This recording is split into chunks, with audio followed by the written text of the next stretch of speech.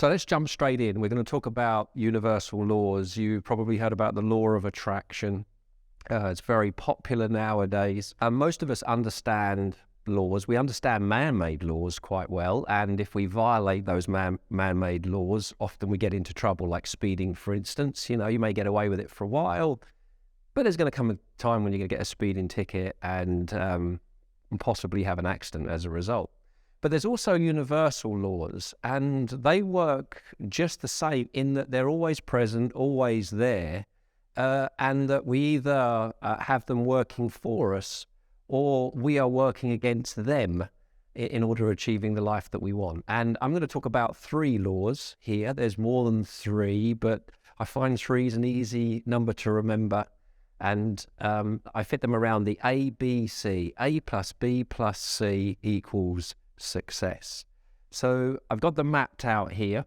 So we have the law of attraction, the law of belief, and the law of cause and effect. All right. So it starts with number 1, the law of attraction, which is the all-encompassing law. And the law of attraction states that we are living magnets, that we are attracting people and situations into our life based on our subconscious programming. Now, I say subconscious. We've been talking about the subconscious quite a bit, not conscious, but subconscious programming. And, you know, like attracts like, energy attracts energy. So I like to think as the law of attraction as the ultimate mirror. It's always reflecting back our dominant unconscious thoughts. Now, the law of belief states that whatever you believe with feeling becomes your reality. We know that the unconscious mind is feeling based, okay? And law of attraction, like attracts like, is feeling based because it's all energy. Everything is to do with energy, how our energy affects our external world. So we know that most of the beliefs that we have sit in the subconscious part of our mind, and that means that they're outside of our awareness. We're not necessarily aware of them. And it's our beliefs that create a vibrational energy, because thoughts are things. And we don't often really think about that way, but thoughts are things. And so if I have a limiting belief, then, you know, what that will cause me is to feel that the lower end of the scale here, which is I've got drained or constricted. So fear constricts, right?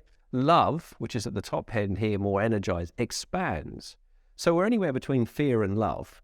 And all the emotions that are around that. But it's our beliefs that cause the feeling, what we believe. So if I believe I'm not very good at something, then I feel disempowered, lack of confidence, scared, frightened, doubtful, cynical, skeptical, all these type of emotions. And as a result of feeling that way, then I attract situations and people into my life so that they become mirrored. So fear attracts fear, if you like. Love attracts love. Love attracts love. Now, the law of cause and effect, all right, that says for every effect, there is a cause. So if the effect is that somebody has wealth, there'll be a cause. If the effect is that somebody has health, there'll be a cause. If the effect is that somebody is happy, there'll be a cause. And the opposite's also true as well. Now, I like to think of the law of cause and effect that connects these two. So the law of attraction with the law of belief. Because if that's a mirror and I'm not getting the results that I want, the law of cause and effect says that it comes down to what I'm doing, my thoughts. My thoughts are creating this. And so it becomes, for me, that when we accept that as a truism, then we begin to take full control over our life. Now, the opposite of that is to blame, is to finger point, is to accuse, is to play the victim, which will not get us the goals that we want to achieve for ourselves and the changes that we want to make in our life. And that's living at the effect end. You know, we're at the effect of things. And it's not our fault. It's nothing to do with me. What do you expect? And then we come up with all the excuses. You know, I'm too old, I'm too young, I don't have enough money, I don't have the right qualifications. It's because I'm ugly. It's because that I don't have the intelligence, whatever it is, whatever the excuse is, it puts us at the effect, and then we become the victim, which is definitely a no-no if we want to achieve the things that we want to achieve in our life. It comes back to taking full 100% responsibility for where we are in our life, for how the thoughts are creating it, but not the conscious thoughts, because other people go, that's not what I think. No, no, no. You may not consciously think like that, but remember that it's the subconscious mind, which is the powerhouse. That's what's creating it. It's because, I use a pen, the law of attraction is working around energy. So, if I'm at the low end of the scale, where I'm more fear-based, then I attract as a result of that. Whereas if I'm much more up here and I'm, doing what I love with people that I love, somewhere that I love, an environment that I love, then I'm going to attract more of the good stuff into my life as a result of that. Now, there's no getting away from this. This is happening 24/7, just like gravity.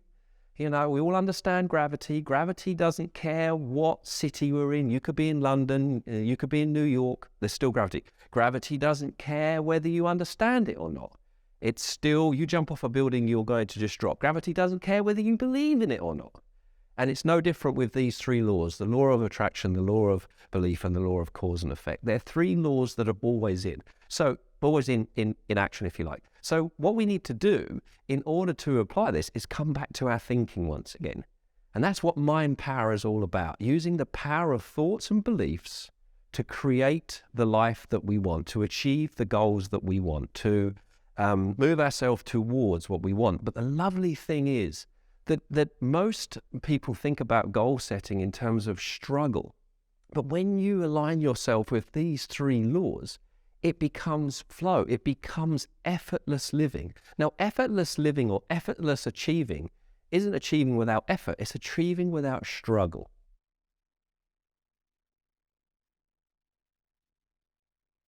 Now, here's the way we're conditioned, the way that the subconscious for most of us has been conditioned to get the things that we want in life. We think about what we want to have, and then we go about doing to get it. So I want to have money, so I'll go get a job, and when I've got the money, then I'll be happy. All right? So we put happiness somewhere in the future that we're going to meet when we've achieved whatever it is that we've set out to achieve. And that's the way most people work. That's the way that I worked for many, many years, up until really fully understanding what I'm talking to you about right now, the mind power. Whereas, if we want to turn this around and actually apply it to our three laws, we start with being. How do you want to be? Or, when you achieve that goal, what will you be in terms of emotion? Well, I'll be confident, I'll be excited, I'll be ecstatic, I feel like an achiever. So get that feeling first. And then when you get that feeling, the law of attraction, the law of cause and effect, the law of belief begins to work for you. So it starts with be, and then from being, do from being, and then you'll have whatever it is that you want. So this is really powerful. Most people have got this round the wrong way, or consciously they've got it. It makes logical sense, Colin, logically. But the programs that are running in the background are very much around do, to have, to be. Do, have, and then I'll be. Then I'll be happy. Then I'll be pleased. Then I'll be whatever it is. So be, do, have. Now, you're going to have a sheet that you're going to download, which is my be, do, have mindscaping worksheet. And what I'd like you to do is I'd like you to download that worksheet. I'd like you to start your goal setting around be first. How do you want to be? What are the states of being? Okay? Start that first. Then what do you want to do? Then what do you want to have? But operate very much in that direction. Be, to do, to have. Now, what's this 3-word belief-changing technique that I've talked about? Well, it's really very, very simple and obvious, but it's something that I find that we don't often do much in our lives. Now, the words are act as if. Okay? So you take a goal that you want to achieve and you get clear on, remember, it's not the goal, it's what it's going to do for us. Okay? The feeling that it will get. Okay? So let's say that my goal is to make more money. All right? And at the moment, I'm very much in the sort of have do to be. So I open my wallet and I find that I don't have much money in there. So, I don't feel too good. As a result, I'm stressed, I'm anxious, I'm fearful as a result of that. And that's the emotion that I'm in, which is a low vibrational set of emotions, which you all know now attracts more of what I don't want. I will continue open my wallet and see no money, continue open my wallet and see no money. So I go, okay, so what will money do for me? What will money get for me? And I go, well, a feeling of security, a feeling of certainty, a feeling of freedom. Great. So now what I want to do is take those feelings and feel those feelings now. Act as if I have those emotions, have those feelings now. I have the result that I want now. Now this links back to the last video that you watched, which is the 7 minutes before you go to bed. That's why it's crucial to begin to program that unconscious mind. What's your last 7-minute ritual? What's your thing that you do just before you go to sleep? Because this is about being purposeful. This is about being deliberate rather than on autopilot and living by default. So now that you're understanding these laws, hopefully you can see why it's so important. Now, neuroscience is catching up with this because a lot of you will be going, oh, Colin, act as if. I mean, come on, can't you do better than that? And I understand that. I get that because it seems a little bit too simple. But neuroscience is catching up now. Now, there's a lady, Amy Cuddy, has recently done a TED Talk, and she's a social psychologist at Harvard Business School, and she's done some incredible experiments and research around the power of physiology, the power of the way that we use our physical body. Now, it's very much in the business context, but there's still lots that we can learn from this. And what she's found is that, yes, our physiology impacts other people's perceptions of us, but very much our physiology, the way we use our physical body, impacts us at the emotional level and the level at which we excrete either testosterone or cortisol. So we know that cortisol it's the stress hormone, which is known about. Too much cortisol is not good. Now, the way that we hold our body affects the cortisol levels that we experience. And the way that we hold our body, and she calls it power posing, the way that we hold our body affects the testosterone that we need. Now testosterone causes us to feel powerful. It causes us to, take more risks. And you can read about the experiments that she's done and also the percentage changes. Whereas cortisol causes us to shrink and, to play small. So just by using our physiology, acting as if, it has a significant impact in the chemical body that we find ourselves in.